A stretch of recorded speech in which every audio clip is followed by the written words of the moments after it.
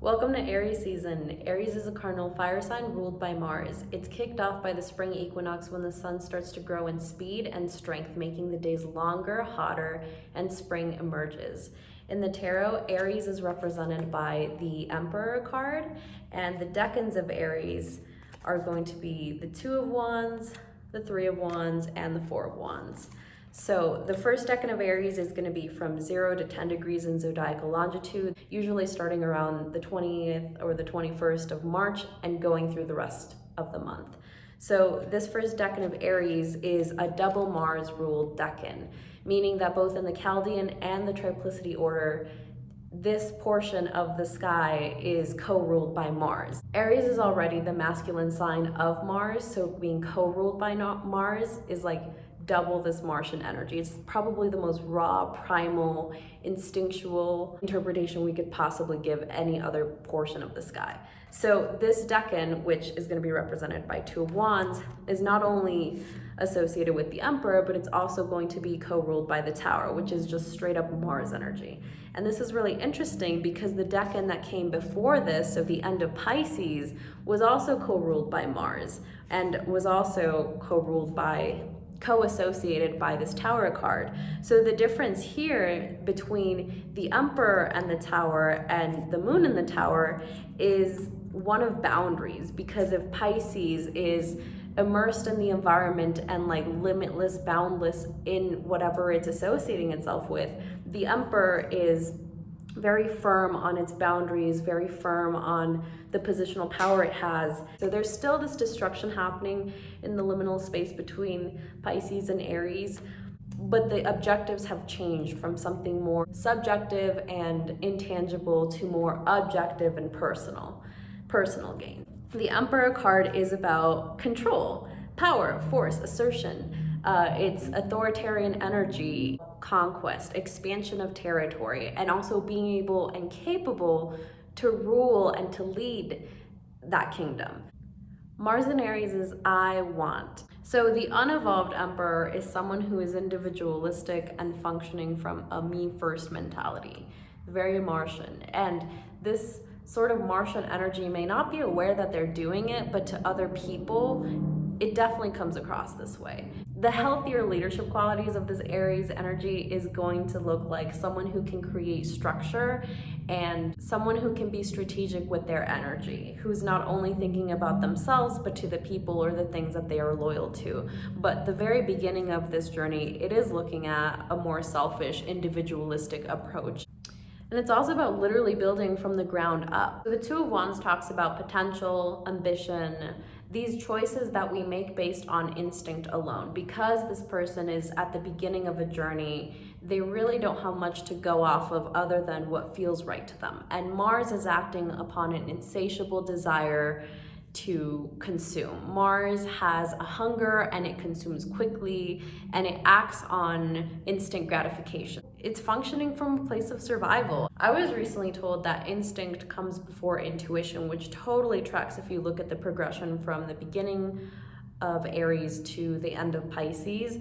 It is learning through doing, through failure and through wins. And later on, you're acting upon the knowledge that you've accumulated from not only your journey, but other people's journeys, Pisces, then that totally tracks. So the start of this journey is about that binary of winning or failing, but the Emperor sets out to win. So Aries is thinking of nothing but winning, which could sometimes make them have like certain blinders. That's what separates this Two of Wands from the evolved Emperor energy. But ultimately, the progression of the story is about gaining power and control over a situation. In this situation, it's about making choices and doing so rather quickly, acting on an impulse, a gut feeling that triggers action. It's a lot of energy, which can sometimes be really fun and exciting, and other times has the potential to cause a lot of harm to oneself and others. So let's just call it what it is. Like Aries, Mars, it's just anger. And that anger can sometimes be easily misdirected because the reactions are on impulse. It is responding to the situation and not reflecting on it. Because it's easier to show anger in spaces where we feel that we have the control or the authority. This strive for survival by taking other people's power is a way for them to feel secure within themselves, which is not the healthiest way to go about things, of course, but it is something to be mindful and aware of.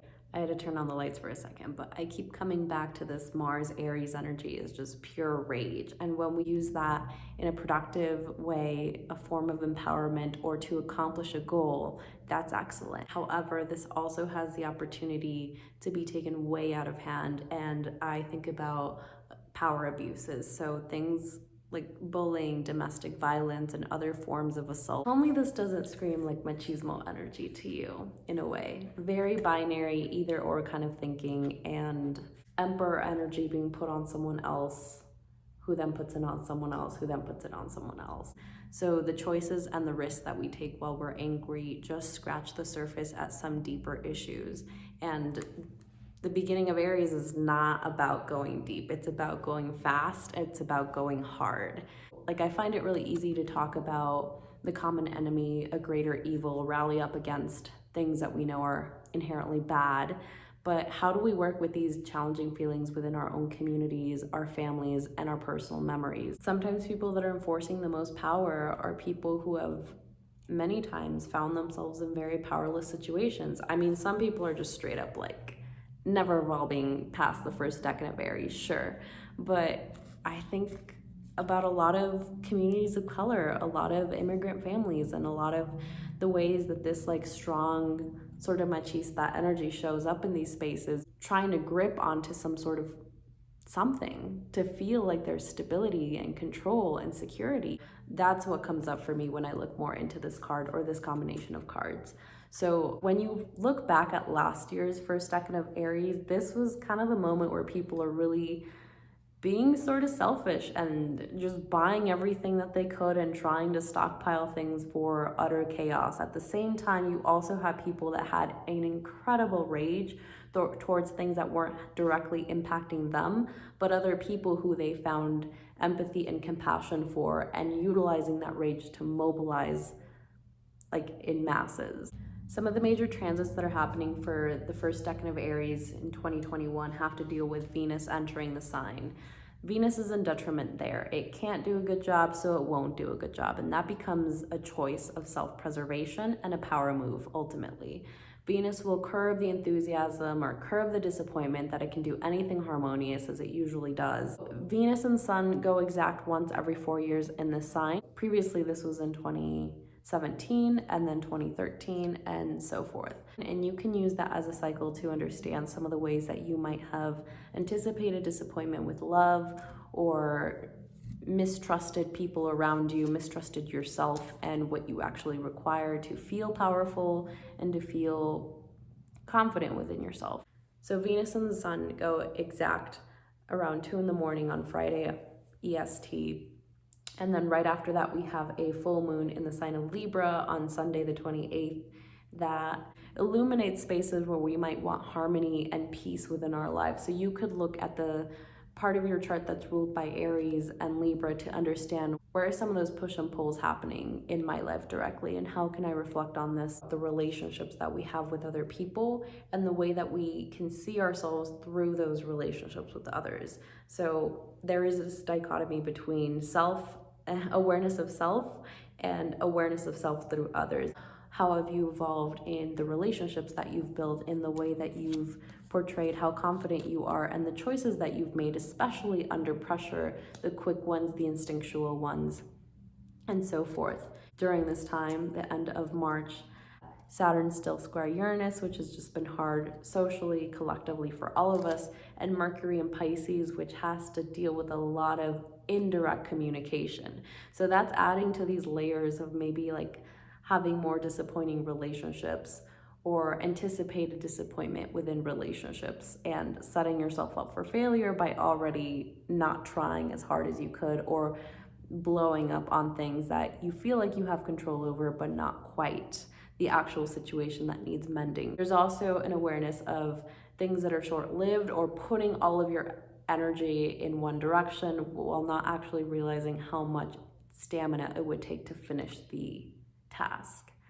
That's another thing to make note of. And during this time, we also have Mars conjunct the North Node, which just also points to a lot of sporadic and violent energy collectively. I mean, we are coming out of a 1-year quarantine, so like think about that. This was my tidbit on the second decan of Aries, the Two of Wands. Let's see what happens with the next one.